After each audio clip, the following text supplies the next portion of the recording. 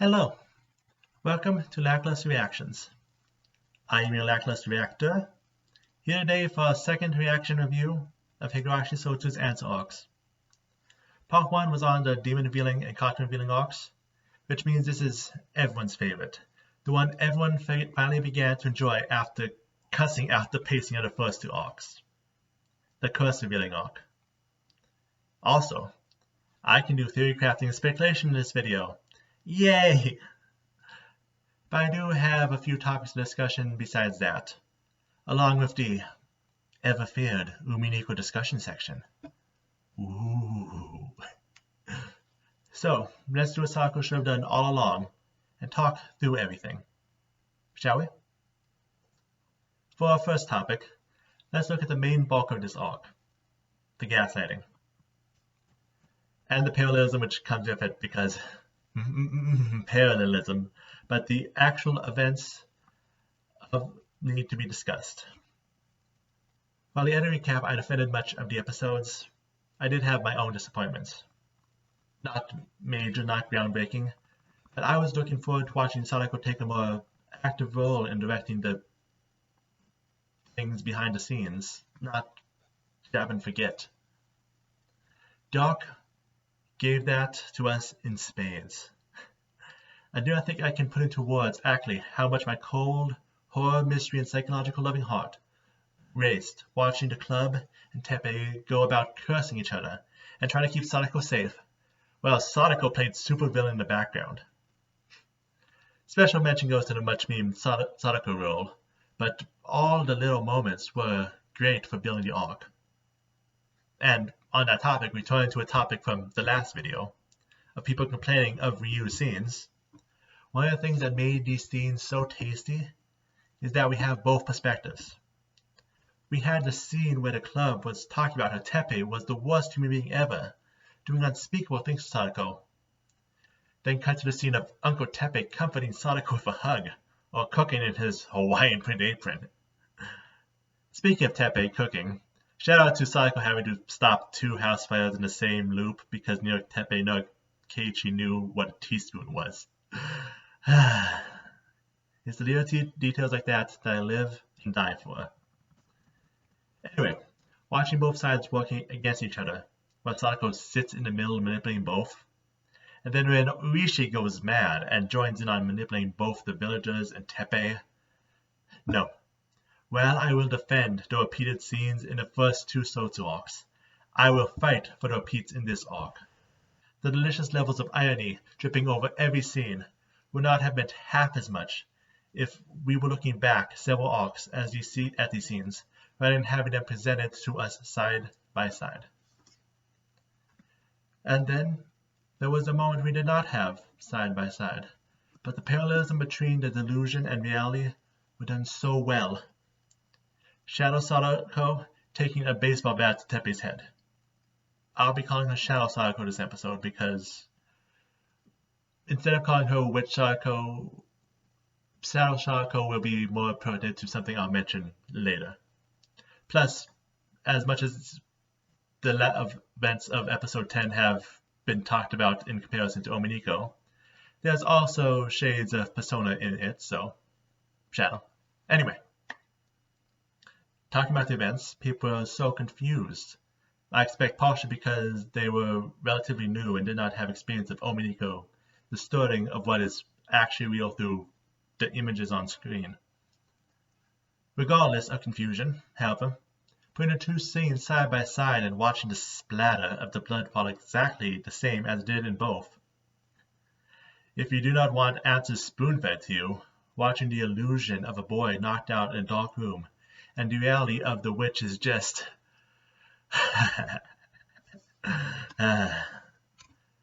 which brings us to the big discussion these 2 arcs.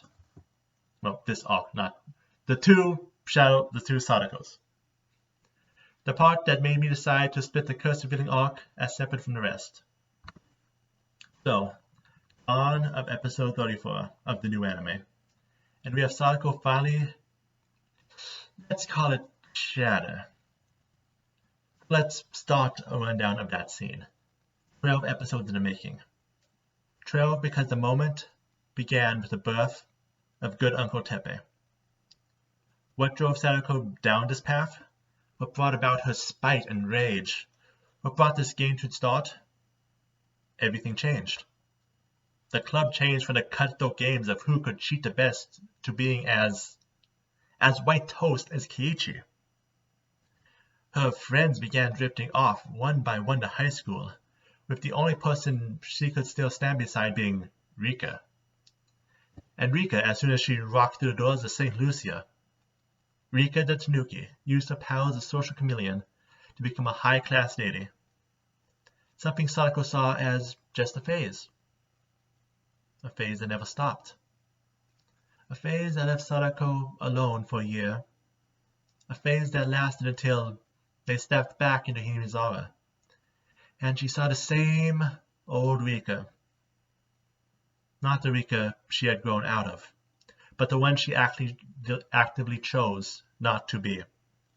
She chose not to be the Rika she needed, the one who was always beside Sotoko.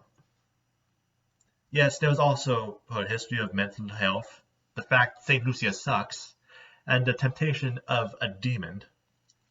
But just as strong a motivator was that her world changed and it sucked. Then, Teppei changed. Her worst nightmare walked up to her and asked for her forgiveness. At that point, spite and anger was already too strong. She had already snapped her fingers too many times to be considered human, even if she was not yet a witch. At first, he served as the perfect pawn, someone she could use to get a gun to manipulate her friends and the townsfolk. However, as she continued to live with him this last arc, she saw the opposite of the main trigger that pushed her over the edge. She had seen her heaven turn to a hell, and now she saw her hell turn into a family. And as she continued to gaslight both sides, Teppei proved himself a changed man. As she continued to push him farther and farther to rage at the village, his first thoughts were on protecting her. When she needed Rika or her friends the most, she found that they had left her behind. Now, in a manufactured crisis as bad as St. Lucia, she found someone who was actually willing to put her first, to hold her close and say he would not abandon her. A last temptation of Christ situation, but the opposite. The last chance for a villain to walk away. Then, rise the curtains on episode 34, around minute 17. The moment came. Teppei had no strategic value alive, and the witch wanted him dead. And so Sotoko had a choice. Does she want to take the next step, or does she want to take that family she now has? And the best part is, she made the kind of choice you can only find in shows like this, the gold standard of psychological experiences. She chose both. Which I have more things to say, but I think that would have to wait to the Umineko spoiler zone. First, I wanted to get on record my speculation for the future. So, where do we go from here? I could say a few things about what our Shadow Sotoko and our attempts to break Rika will be, but that is not the important part. The questions we are looking at is the end. With what we have now, with the birth of a new witch and the death of an old heart, how will this end for Sotoko? Both are Sotokos. Because I think that is one detail people are overlooking. Wording is important in Miyukoshi's works, so let's lay out the facts. Shadow Sotoko killed Sotoko. Sotoko is dead. She is dead before Rika is. I feel that with our second big moment of this arc, many forgot the first, much more subtle one, the lose condition. If Sotoko is killed before Rika, she will be sent to the worst fragment, one where Rika does not exist. People are working under the assumption that the good Satoko's heart, the Sotoko we know, is just gone. But why? The rules of the game are important. Witches and demons are fickle and cruel. What form of entertainment does it serve our resident audience insert to just have the Sotoko in some cage somewhere, or gone forever, when she can enjoy showing Sotoko her worst nightmare? Setting aside the possibilities of what the two separate Satokos are, at this point I think we can assume by the fact that they were able to fight in the first place, that both sides are complete enough to be their own person. And Shadow Sotoko is not the one of the two in love with Rika, the one who would be most pained by her not being there. So right now, I am under the assumption that our missing half is in the loser's fragment. And speaking of Shadow Sotoko, you might be wondering again why I'm calling her that instead of Lambda Delta. Without Umineko spoilers quite yet, of course. 1. Because again, Persona fits the framework we are working with about as well as Umineko and witches do. And 2. Because that is not Lambda. Together, there was definitely shades of Lambda. As soon as the two separated, the witch has not shown much emotion when she's acting as herself. She's not being as playful. She doesn't play with her food, and she's giving up the emotional attachments that are part of what drives Lambda. She is desired to make Satoko's dream come true. She is a Terminator for no comparison. That is not what Lambda is. At this point, it would be more believable for base Sotoko to turn to Lambda in her hell instead of Sotoko being the first seeds of Lambda. So as much as I, as an Umineko fan, would like to shout, Umineko confirmed, we're not yet there. With these facts in mind, expectations for the endgame. When we return to the present, we'll have a battle between Rika and Shadow Sotoko. A brief battle.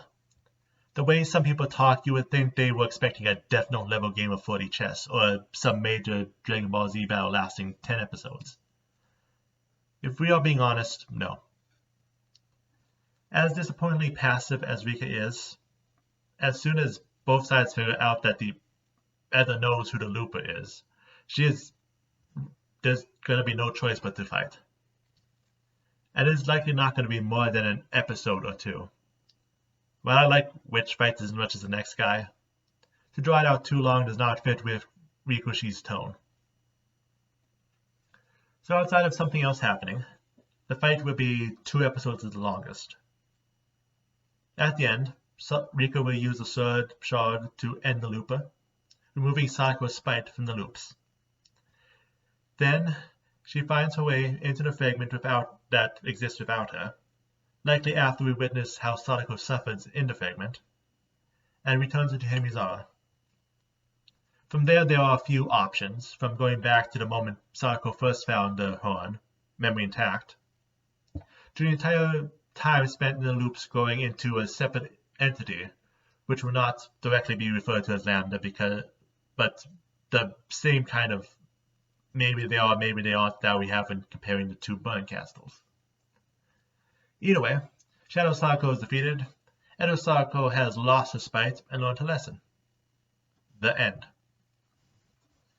Now, with that out of the way, it's time to discuss what Shadow Sotoko, and the other Sotoko for that matter, are. Something which I need to bring up Umineko spoilers for. So, if you want to avoid that, then thank you for stopping by. I'll see you for the Higurashi hen reaction. For those of you ready for the Umineko train, get on board. So, this is not the first time Higurashi has played with, we'll call it multiple personalities for now. That is not the correct explanation for what is going on. We are just use that until I explain why that's wrong. We had actual multiple personalities in Hikonia, which is not a spoiler even though you do not get the information till like chapter 5. We have Umineko, which we'll be talking about in a minute. Heck, in the original Higurashi, there were hints of Rika and Frederica Berncastle being partially separate beings. So we have possibilities to examine.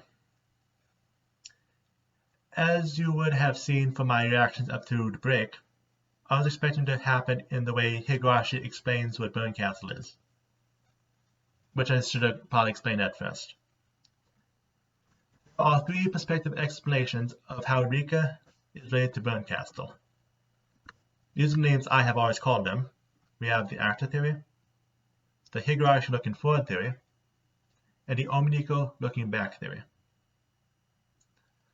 All which could potentially be true at the same time without contradicting each other, because Ryukishi.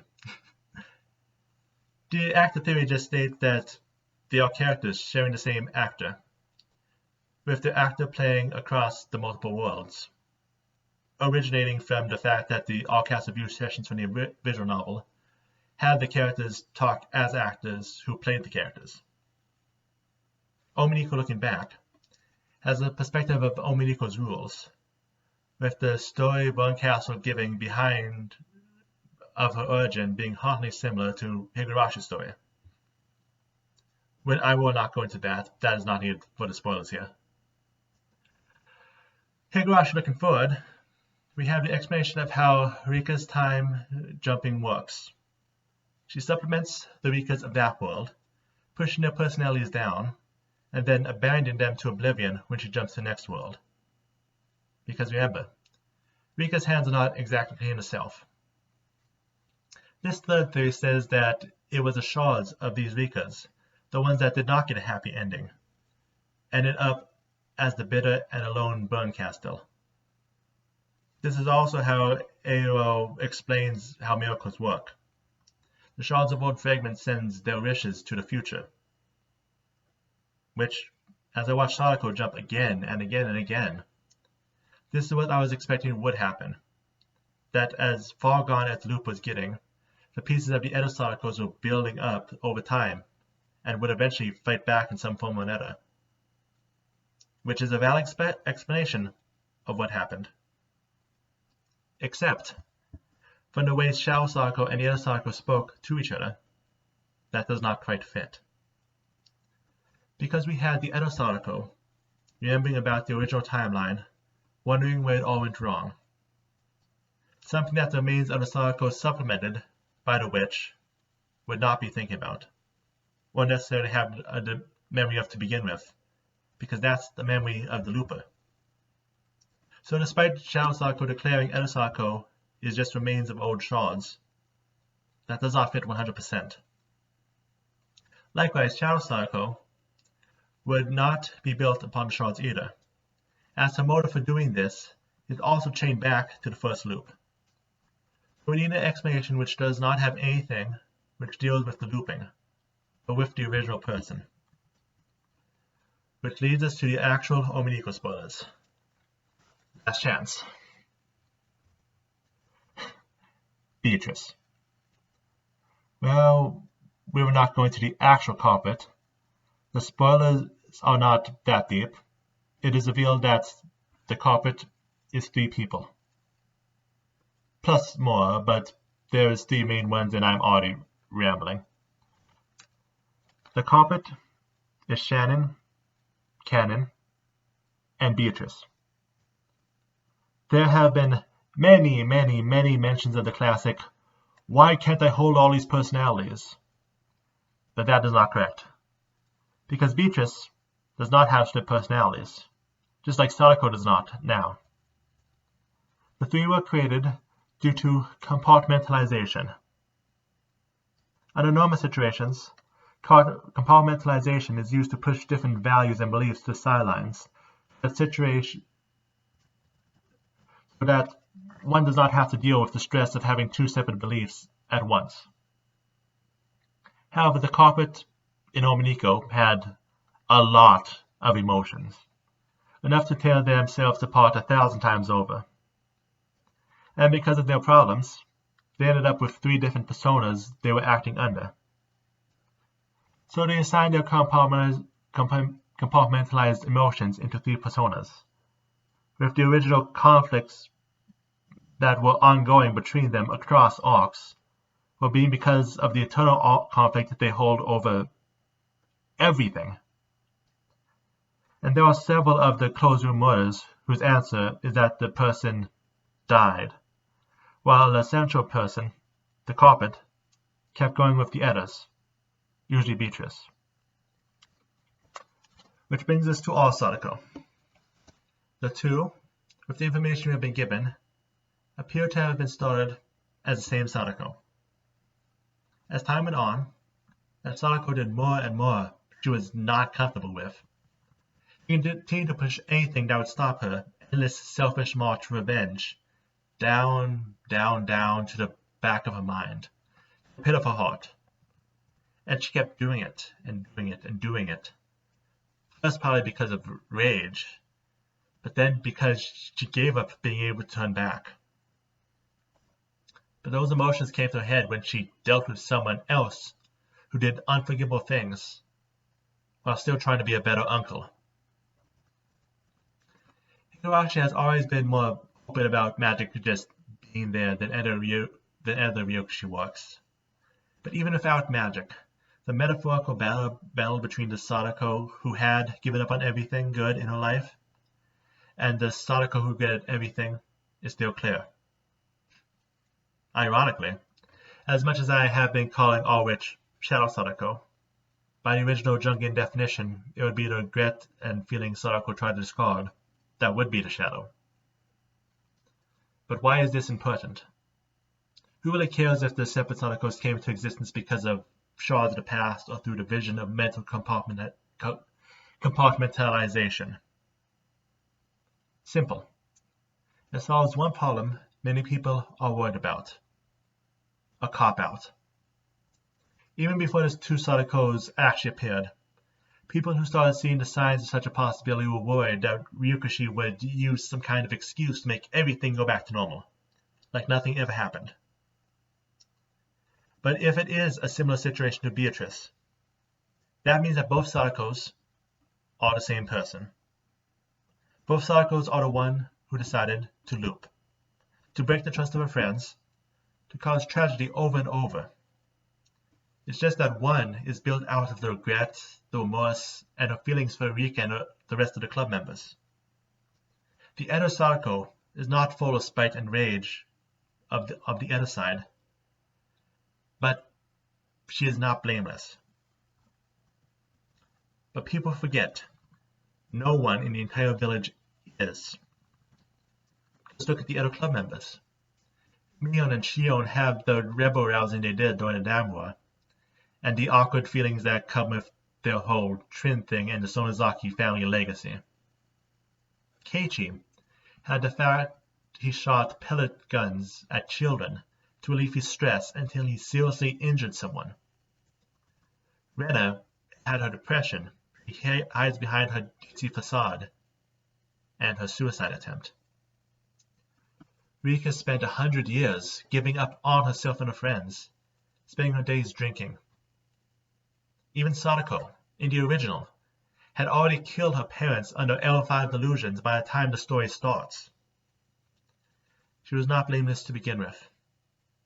She just did not build up sins like her friends did by taking the wrong turn in July of 1983. And now she has. And now she is no different from her other friends. People have been giving up on Sotoko for what she has done. But the entire point of Higurashi is no one is blameless. But we can walk forward together into a new future as long as we acknowledge our sins. And we have 2 Sotokos. One who would never acknowledge that she has done wrong, and one who is on the road to. Don't get me wrong. She has not crossed the road yet. With a gun to her head, the best she could come up with was that I must have gone wrong somewhere. And as much as I have been praising the fictional portrayal of gaslighting, I don't want to undersell just how bad the things Sotoko has been doing are. She abused her friends and her family just to fulfill her own desires and needs. When given a chance to be a better person, she made the wrong choice. And she made it again and again and again. Doubly so, because we have been seeing such behavior in recent years of people who did similar things and threw everything away just because they put themselves over others. And if you are members of certain fan bases, you've seen the fallout of such things just this last week. And I'm sorry, or I'll do better. It's not going to fix what Sotoko has done. Like Teppei has, she needs to acknowledge that she has acted like a shitty human being and admit she does not deserve to be forgiven, but will try anyway because her friends deserve her to be better, deserve that she be better. I cannot believe I am using Teppei as a positive example, but it has been a strange week, a strange year, and a strange, yet wonderful season. This has been a wild ride, and I look forward to finding out a few more zany twists and turns I am still not expecting before the game is through. Speaking of, hope to see you for the next reaction, coming this Thursday, when we begin Higurashi Hen, aka the arc where we see that Rika continuously dancing actually has some plot relevance. Oh, wouldn't that piss off the fan base? If you want to continue the conversation, feel free to expand on the topics or post your own theories of where this winding road would lead down in the comments below. I'll see you next episode.